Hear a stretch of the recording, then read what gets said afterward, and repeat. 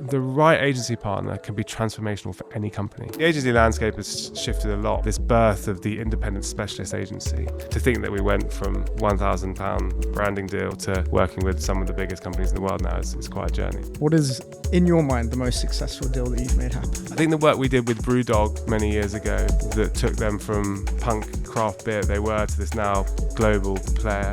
Grateful for those moments and very grateful for where we are now and the caliber and size of clients we work with today. The credit for me becoming an entrepreneur actually.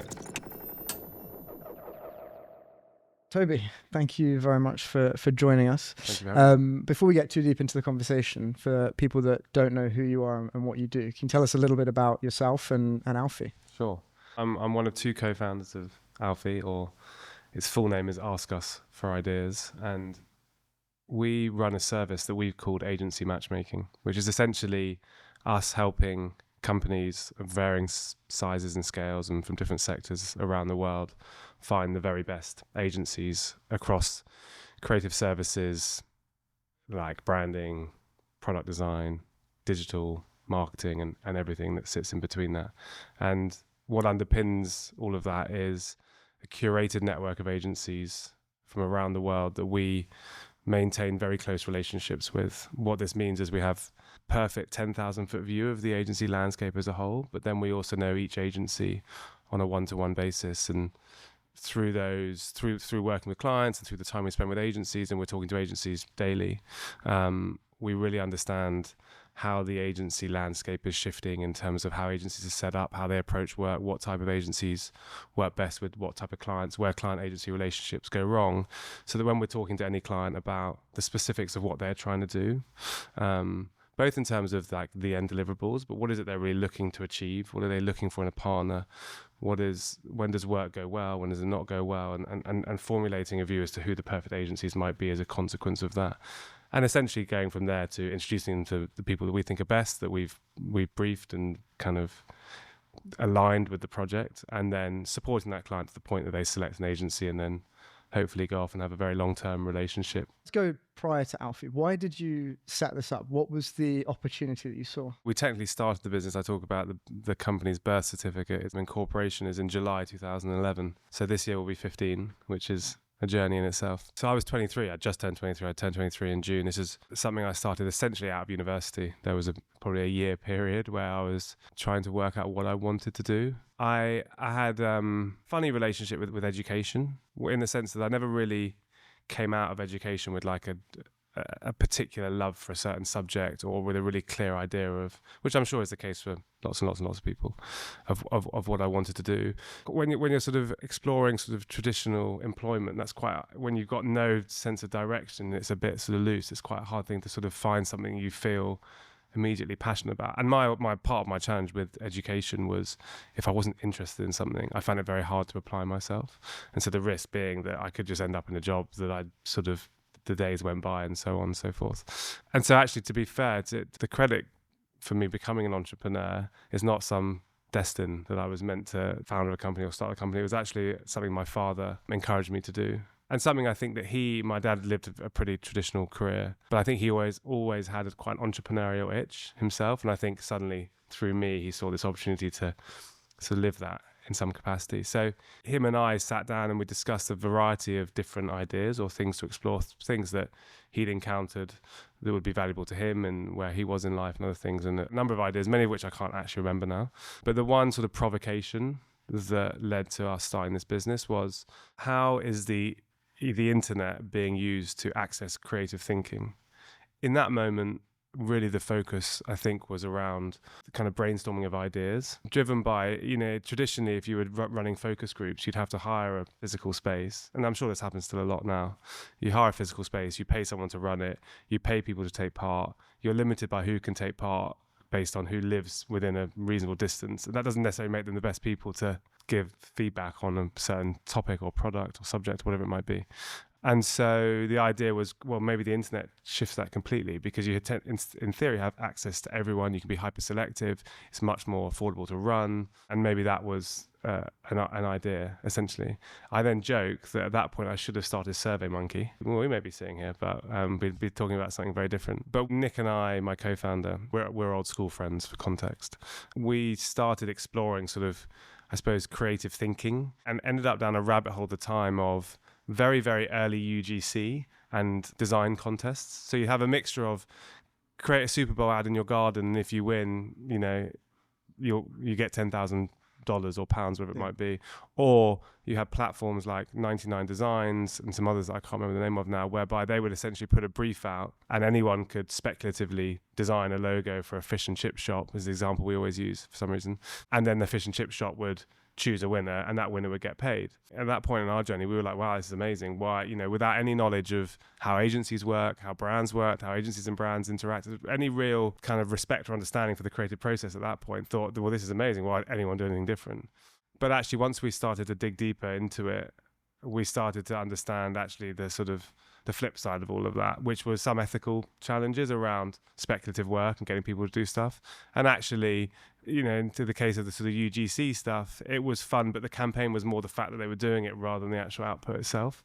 So we started to learn more about how agencies were run and the value of the creative process and how that all plays out, essentially. And we got really personally interested in how do we become responsible for the most exciting companies finding the most exciting agencies.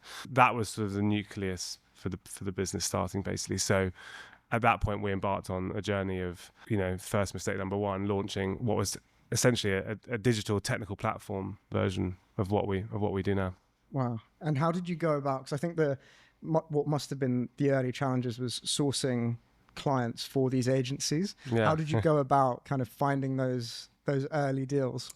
We didn't, is the truth. That was like our big first real, like, harsh reality of what launching a business was like.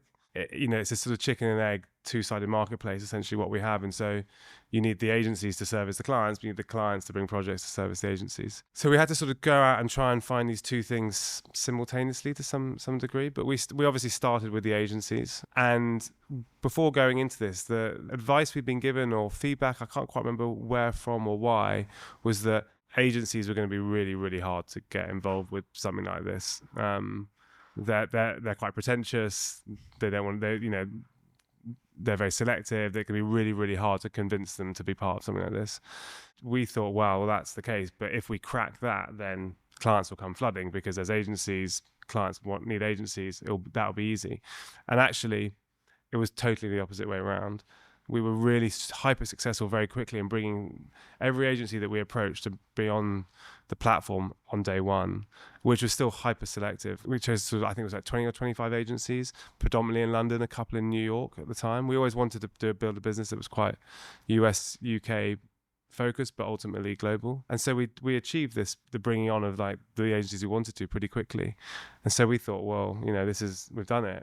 We've cracked the nut. And so we went off to knock on various client doors, and it was like total ghost town, tumbleweed. And, you know, every time it was very demoralizing ultimately, because what you thought was something that really great and everyone was going to want, it felt like no one wanted.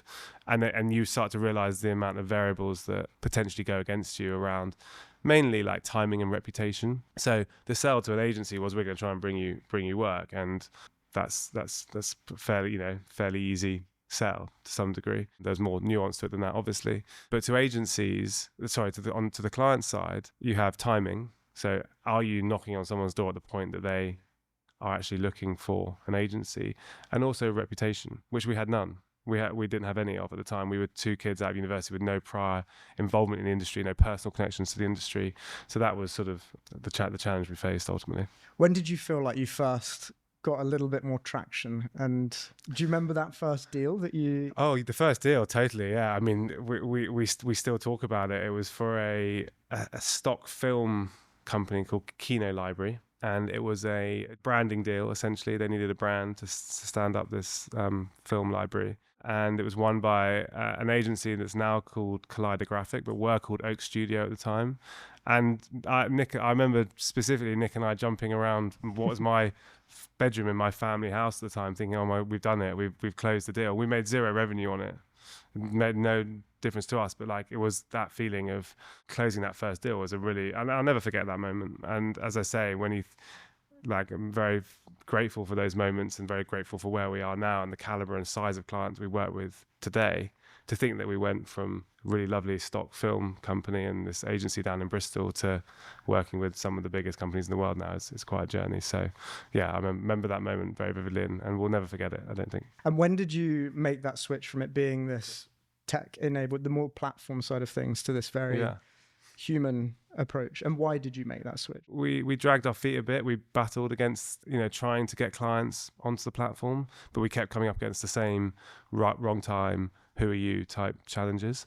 But when we did manage to, on the odd occasion where we got lucky and we found someone who was willing to upload a brief to the platform, and that really was the process. A client would upload a brief to the platform, they'd fill in certain details.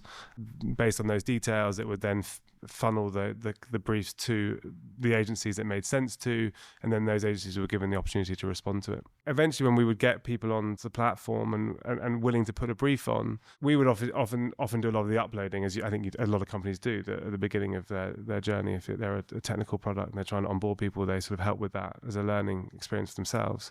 But what we realized, Nick and I would be sort of sitting there typing these briefs into this platform and thinking, we know who they should talk to. And why are we going through this what was quite clunky process of uploading a brief, people applying, when we could just say, actually, we know why you should talk to that agency over there, and it might the platform might not come to that conclusion, who knows, and we could just get them talking directly to the people. And that's what agency client relationship is all about, people essentially. But the big overarching or underpinning of this was, and this was the first mistake we made as very, very, very naive founders who didn't really think about things before they did them, was we just assumed, because it was 2011, as you would do now, that everything should be a tech platform. We didn't think, was a tech platform the right solution for what we were trying to do? And our vision, as I said at the beginning, was always to work with the best clients, the most exciting clients, and pair them with the most exciting agencies. Now, that doesn't always mean the biggest, the oldest, but it's the ones that are really passionate about, power of creativity and finding agencies and investing properly and appropriately, given them and their scale and their size and what they're trying to do. Whether you're a big global company with, hundreds of thousands or millions of dollars or pounds, or you're a tiny company who wants to spend 10, 15, 20,000, that money is really important to you. It's either yours because you're a founder, or your job security because you work at a big company. And if you're going to spend that kind of money, you're just not going to do that through a faceless platform. You need to know the people you're speaking to, and you need to understand why you're speaking to them. And so we realized that we either had the opportunity to change the platform and go human, or we have to change our audience and go for do what like a freelancer.com or other platforms which are very valuable and very needed, but it's essentially about affordability, speed, fast, get someone to do something quickly. So we either had to change the audience or we had to change the mechanism. And Nick and I, we know ourselves very well, even better now. And I'm very glad we made the decision we did, because we're never going to be tech founders building a big company like that. We are much more attuned and better at running the business we do now, which is essentially about managing a network of agencies, managing, the team that works with us, and then building these relationships on the client side so that we can hopefully become the go-to option when people are thinking about agencies, is to think we must talk to us for ideas. Because if anyone knows agencies and the difference between one agency and another and how the agency landscape looks today, it's them, and they'll be the ones that can quickly help us identify who the right teams are, who the right people are. Yeah, absolutely. And what was that first deal that you feel validated that shift? So it's like the big deal that you remember with the human approach. I can't remember, but let me think. What I do remember is suddenly us getting into a different echelon of project. And I certainly, what's the first?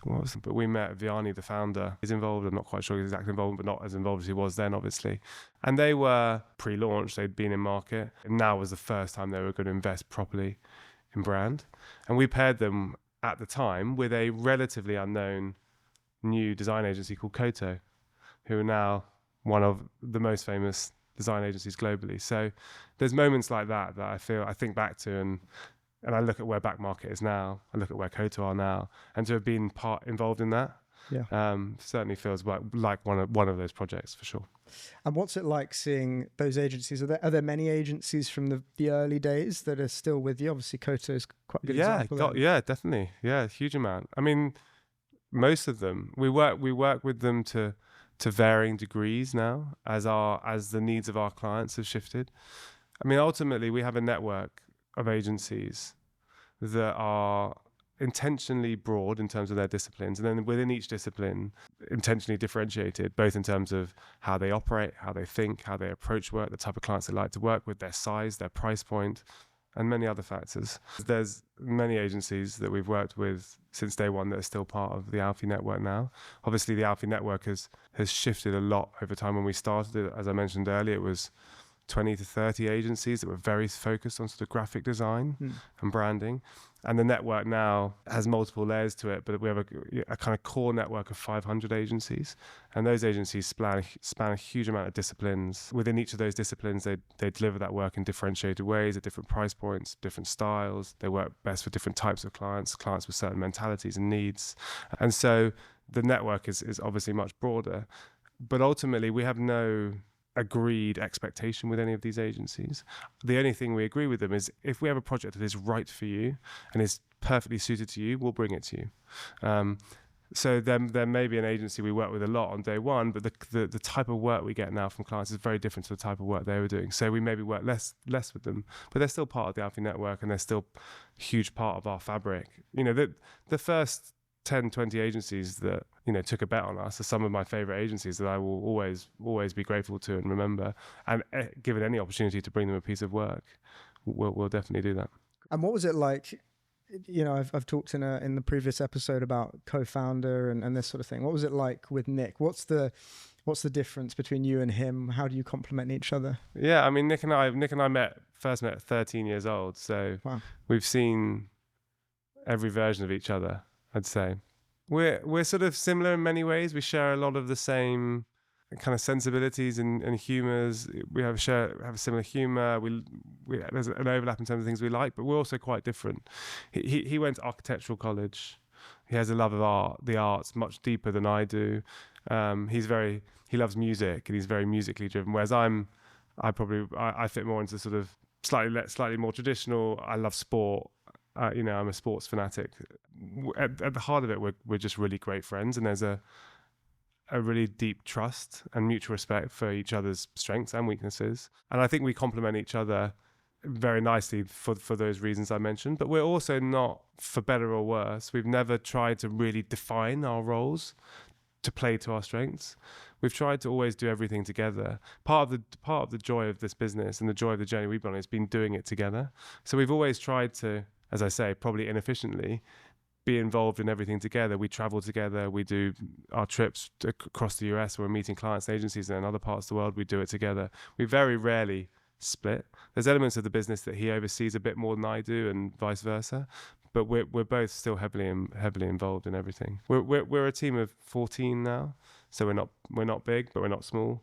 So there is obviously an element of delegation, and there's certain things that probably the team go to him for because they feel he's the right person to, and vice versa sometimes to me, I hope, but who knows. You've got those 14 people. How's the team made up? Because obviously, you know, I know quite a few of them on individual levels, and you know, you can see someone like Sarah's got, you know, quite a lot of experience across the industry. How do you make that team up? And so the team is split across, I have to really work hard here, split across a series of functions.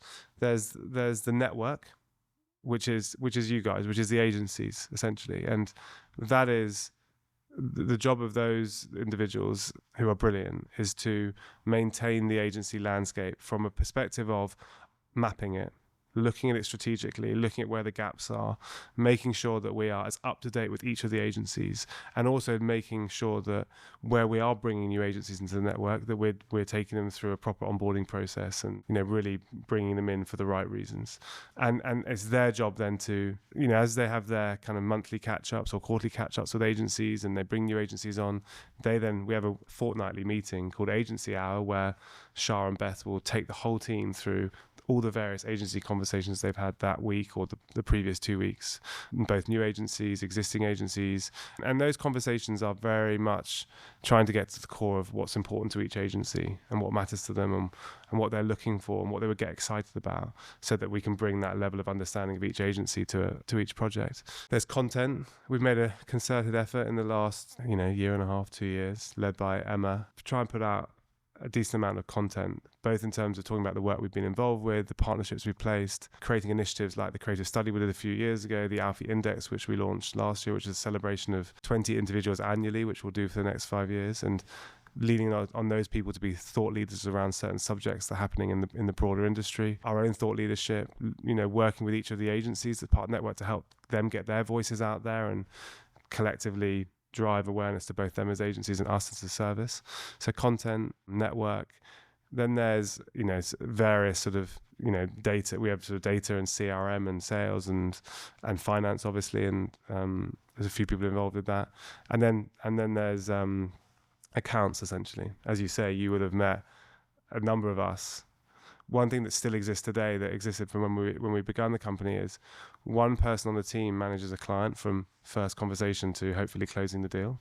We as individuals contribute along that journey in terms of sharing our opinions on who the right agencies might be and why, and we collectively gather to discuss each project.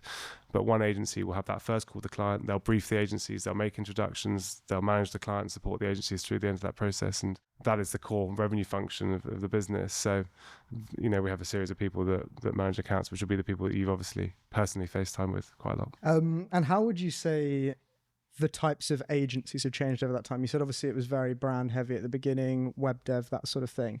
And now obviously during that period, really social has become a thing. Yeah. What are the big changes that you've seen in agency land over that time? Yeah, it's hard because it's without doing these things regularly, it's hard to, I'm certainly not an expert in any of these things. What we do know is we know who are the experts in each of these things, and that's what we are experts in knowing experts, not being experts.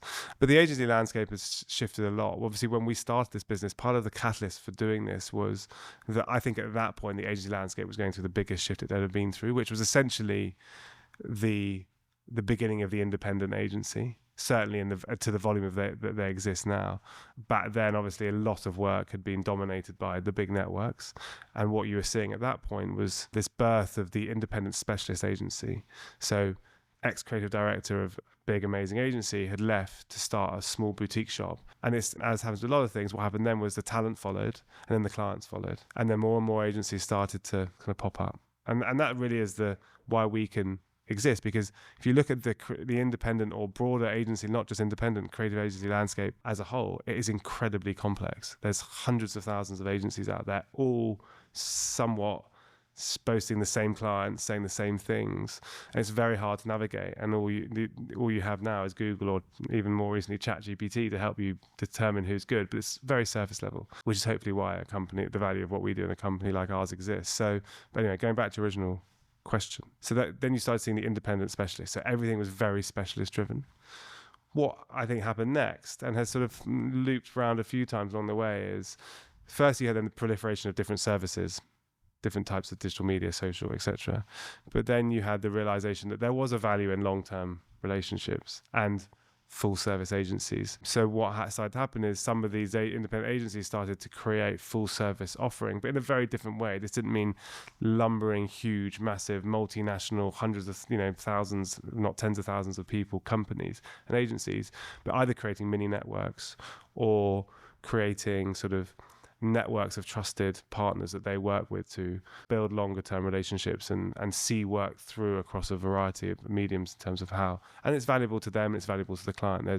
There's clear evidence that long-term brand and agency relationships really do success and reward. So the agency landscape has shifted. There's now mini networks, there's smaller full service agencies, there's deconstructed agencies, the ones I mentioned that are small but pair up and have freelancers and strategists. But it makes it all the more exciting and interesting. And every day there's a new agency doing something different, who's starting a new trend, creating a brand that looks totally different to the brands in that space had done before. And then everyone, starts to follow that. So it's shifting and changing almost daily. And, even in the world you guys operate in now, the way these platforms decide to put content out shifts the whole game constantly. So, we've now got clients talking to us about Amazon Shop and TikTok Shop and, just the breadth of different services and needs that a client might require keeps us on our toes, but hopefully just extends and even furthers the value of someone like us who is keeping a daily, constant, very up-to-date eye on the landscape and has very up-to-date knowledge of these agencies and relationships to help impart that wisdom and support companies at that often very rush moment of, we need an agency, and we need an agency pretty quickly. They don't have time to go out and do a big, deep dive on the agency landscape as a whole, so we give them that access. I guess that's the other thing, because it's quite hard to get on or to work with you guys. It's pretty curated, and how important is curation in that? Because it leads to trust, right? That's the fundamental. Totally. And we to some degree live and die by the caliber of our recommendations, and it's also really important to us that we as a business can really maintain relationships to the right degree with agencies and keep on top of it. And there is the golden number. We've kind of arrived at 500, but at some point it becomes too many. And the idea is that through curation and trying to have the best in all the little pockets of different agencies that do different work in different ways, to know who the sort of 10 to 15 best are, and sometimes it's bigger, sometimes it's less, so that we can, as I say, make introductions and recommendations that those clients then love and are super grateful for and tell other people about. Our business is almost entirely driven by word of mouth. It's the caliber of an agency partnership that we made that leads to one client either moving job and working with us again, or telling another company about us and what we do. So curation is everything. And also our business is, no one pays anything to be part of AUFI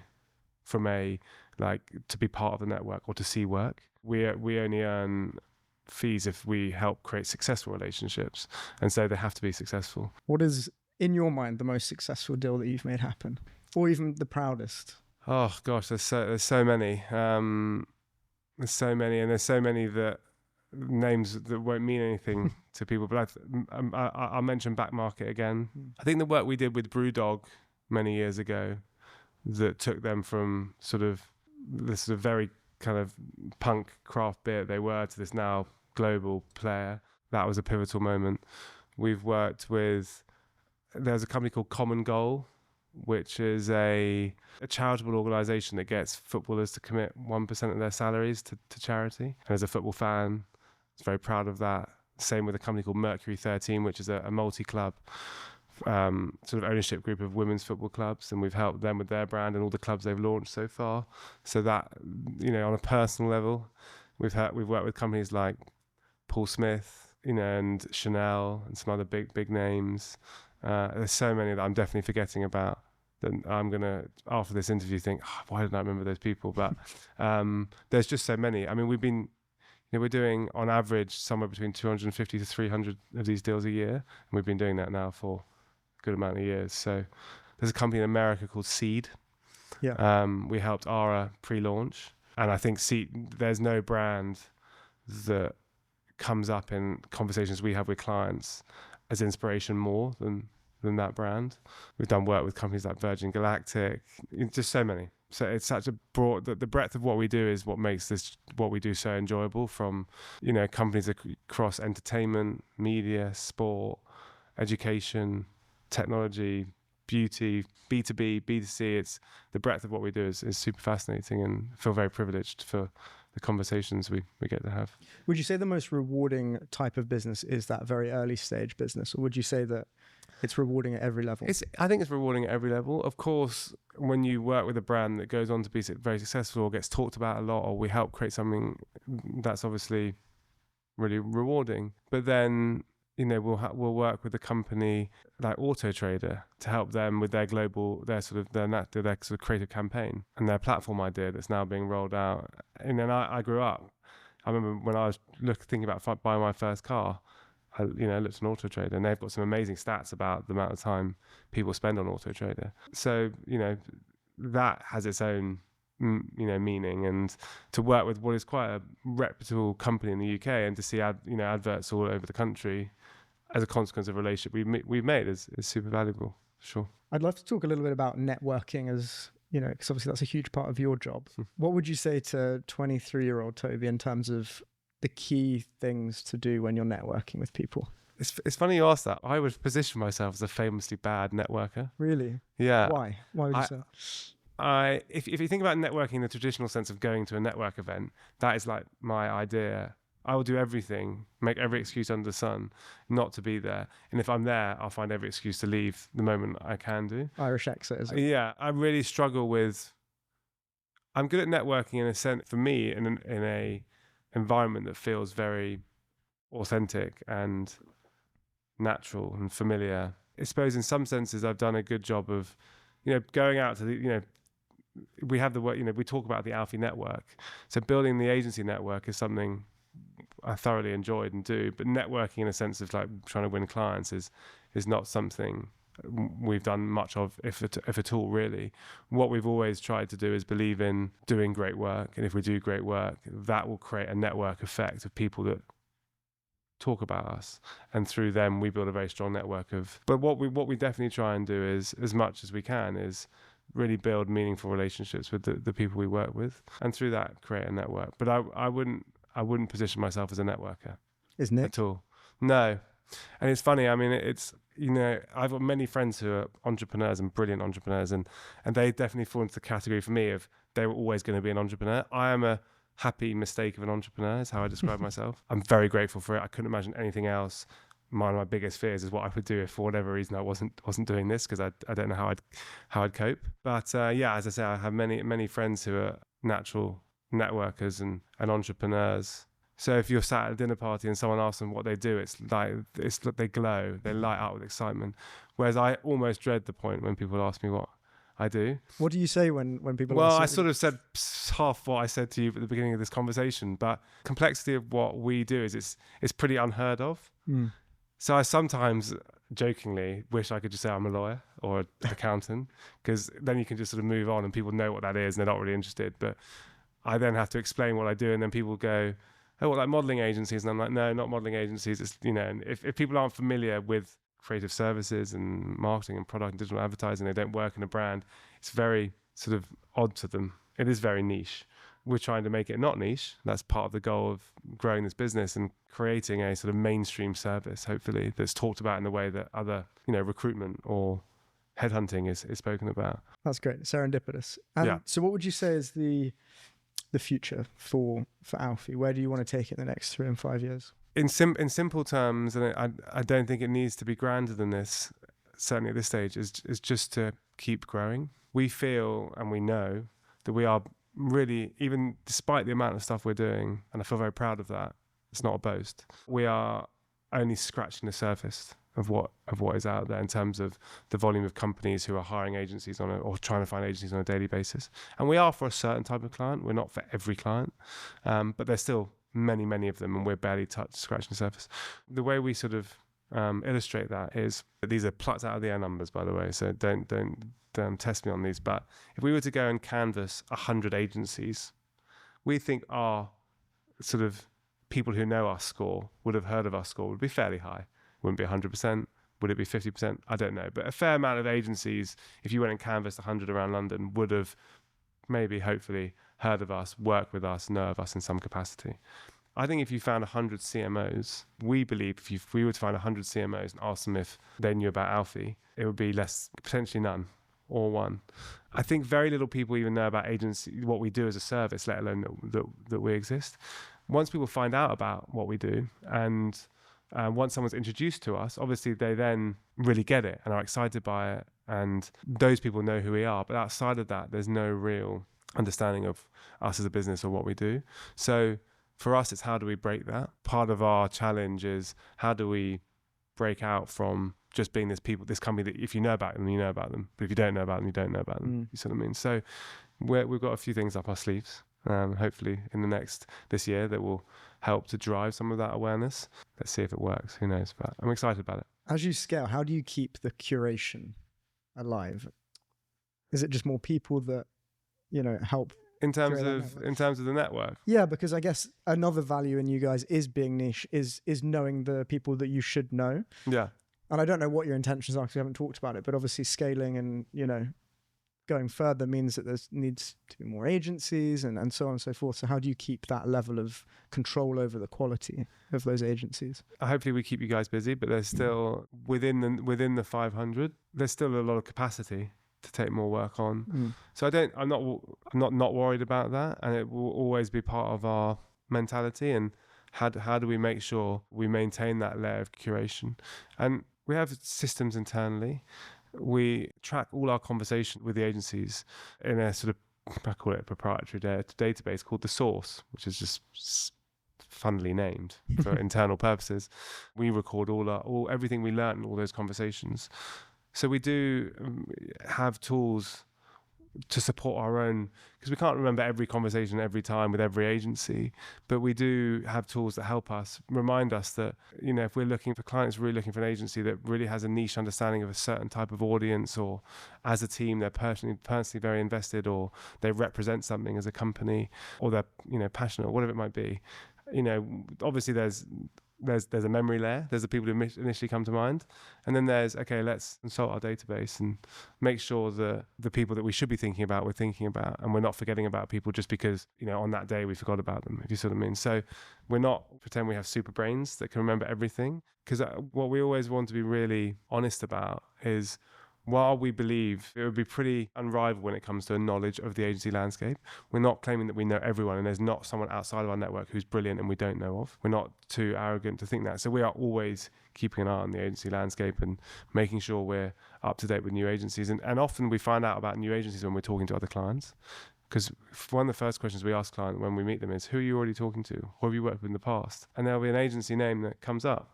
We're like, that name's come up 2 or 3 times. Why don't we know about that team? And so the network grows quite organically through really hearing about agencies that are doing amazing work from people that we work with ourselves and are excited about working. So, but I don't think we'll ever lose that.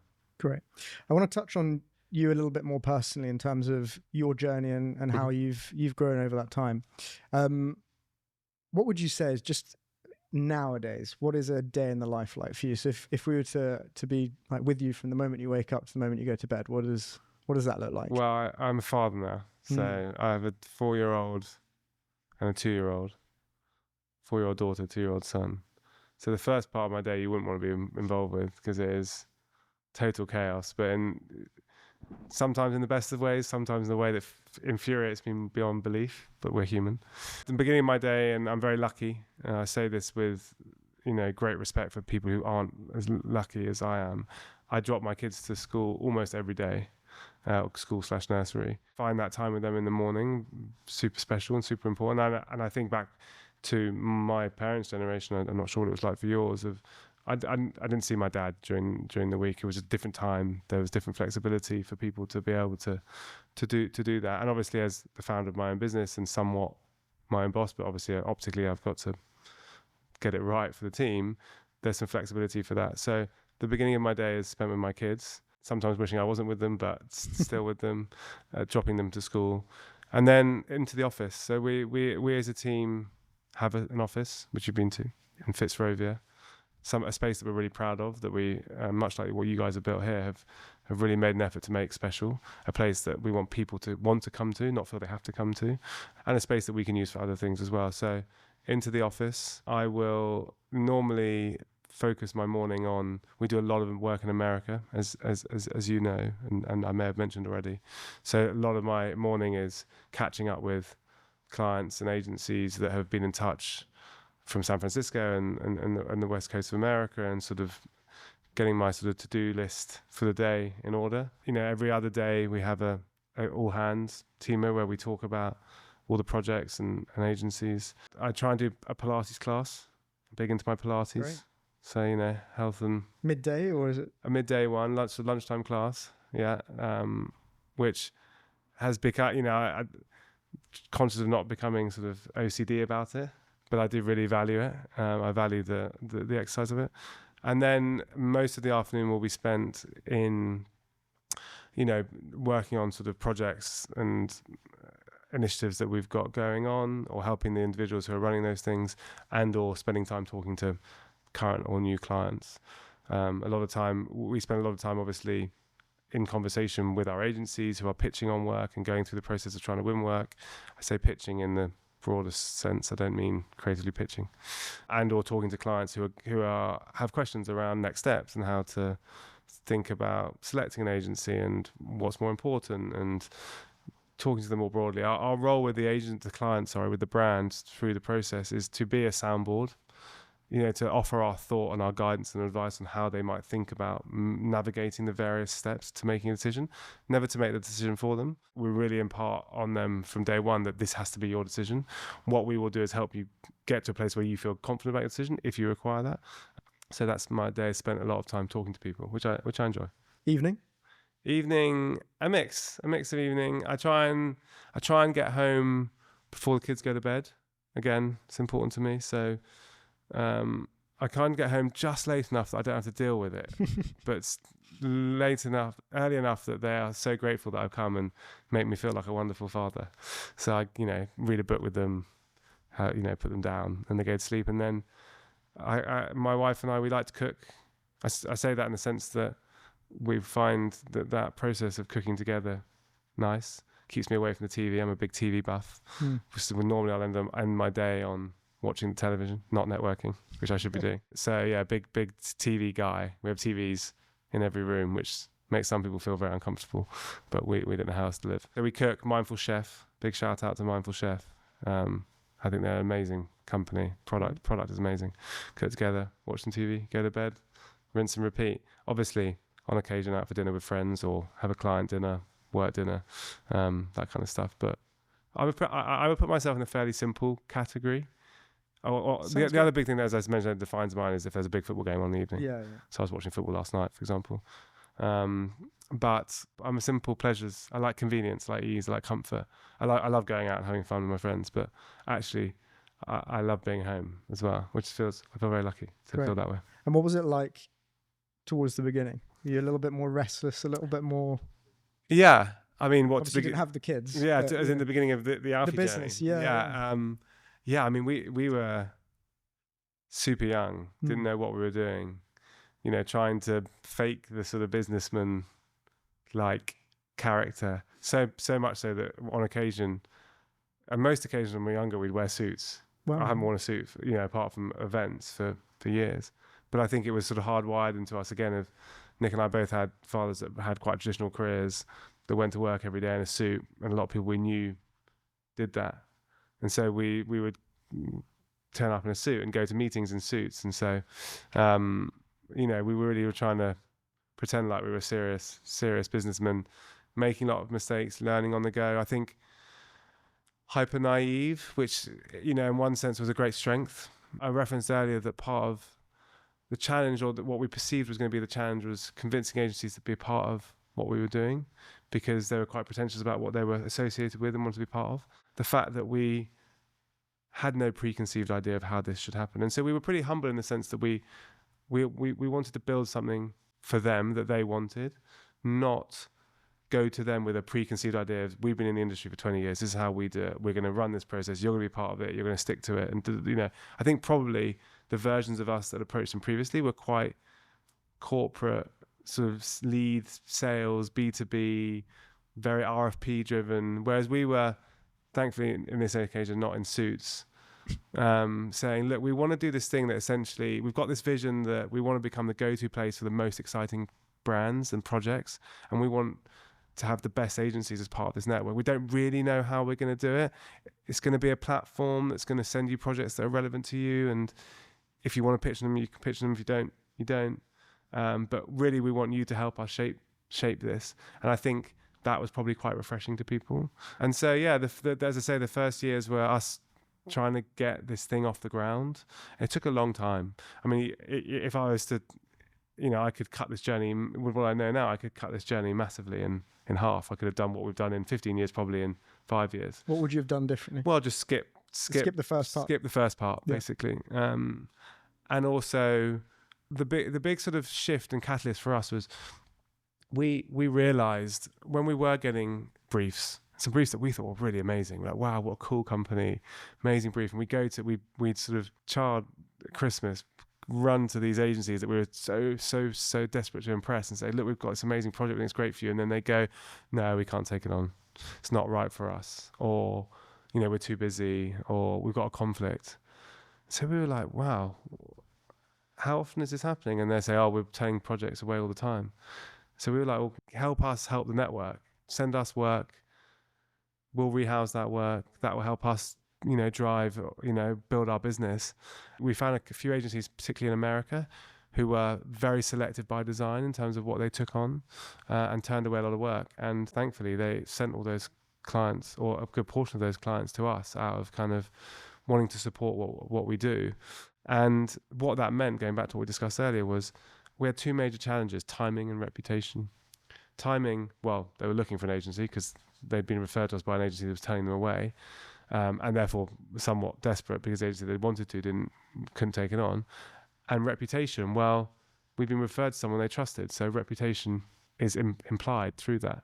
So that was the big catalyst for us. So I would have done that from day one. I'd have gone to, obviously with a lot more confidence and knowledge of the agency world, and gone to a series of agencies and say, we want to create this thing, this network that's driven by amazing agencies doing amazing work, and through that helping place the best projects with the best agencies, bringing you projects that are right for you, that are tailored for you, not you having to sift through projects all day every day to find out which ones are right, so that when we email you, you can be really excited because you know how well we know you, and therefore this project must be really great for you. And for clients, that's so valuable as well. That means that they get to speak to 4 or 5 agencies rather than 30 that are perfectly suited to what they want, that are experts in everything they need them to be experts in, understand how to work in the way that they need to work, whether they're a big corporate company with lots of internal resource or a small startup that doesn't have any resource, and understands the nuances and differences of those two different types of clients. And these agencies are aligned with what you're trying to do and what you want to do and the parameters within which you want to do it. And they're coming to the table really excited. So when we make these introductions, you have a client who is really looking for something very particular, and an agency who is perfectly suited to that and really excited. And so hopefully the process should be a really positive one as a consequence of that. And it should help clients to make the right decision, because they're not running a process that is fraught with potential potholes, because there's too many agencies doing different things. There's not a huge amount of focus. And what that often leads to is a sort of loss of true understanding of exactly what you're looking for, and therefore an agency what you think is great on paper actually might not be the best agency to work with you, because actually what you really need is not what they do, even though they've sold you on something great. They're great and they have great experience within your sector, but actually they're used to working with companies 3 or 4 times bigger than you, or companies many times smaller than you. They don't understand stakeholder management and things like that. So we try and help people avoid all those mistakes, because in our view, the right agency partner can be transformational for any company. If you look at graphs of when they work with an agency, it's not the be all and end all. They've got to have a great product. They've got to be a great team. It's not solely on an agency. But if all those things are right and you bring a great agency on, it's transformational for any company. The problem is it is so much easier to get wrong than it is right. And actually people talk about bad agency relationships, and actually this agency let them down and they've been burnt by agencies. The issue wasn't the fact that the agency was whether they were good or not, it's that they chose the wrong agency. And too many people talk about agency relationships going wrong from the point they start working with an agency. But if people put as much pressure on getting the agency selection process right, the more success. If they get that right, it gives them every success for a great project and a great outcome and great results.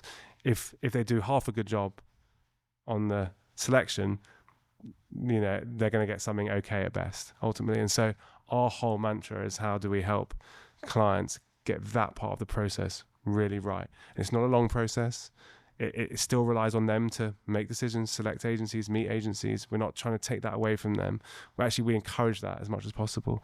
It is, as you'll know, a very fast, very relationship-driven process, very human process about how do we get 2 groups of people talking ASAP. Not us presenting agencies on their behalf, not us running a process in a room where 4 agencies come and pitch and everyone's pushed through the same sausage machine. We want to create a process that doesn't change what's good about the process currently, which is agencies and clients getting to know each other through the process of meeting, receiving proposals and making decisions. But what we want to make better is, how to get the most out of that process. So we maintain the need for face-to-face meetings and all that kind of stuff. So some things haven't changed. We've just tried to make it, I hope, a better process and a more enjoyable one from clients that they can feel really confident about. Excellent. And talking about your character again, if you could strip away all of your qualities, what would you keep? What's your most important quality that you think you've got as a person?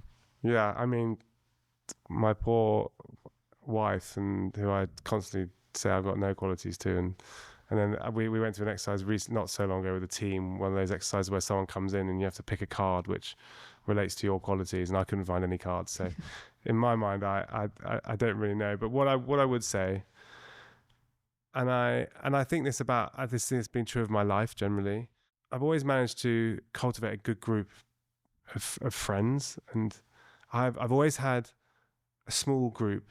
I'm not someone who has lots and lots of friends or is surrounded by lots and lots of people.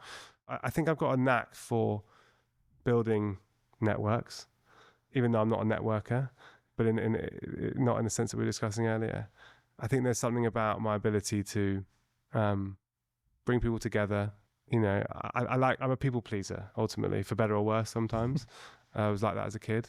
I always wanted to make certain people happy, and that probably wasn't always a good thing. So I think it's somewhere in there, that judgment of people, the judgment of curating groups of people. But I don't know. Who knows? Thank you, Toby. One final question for you.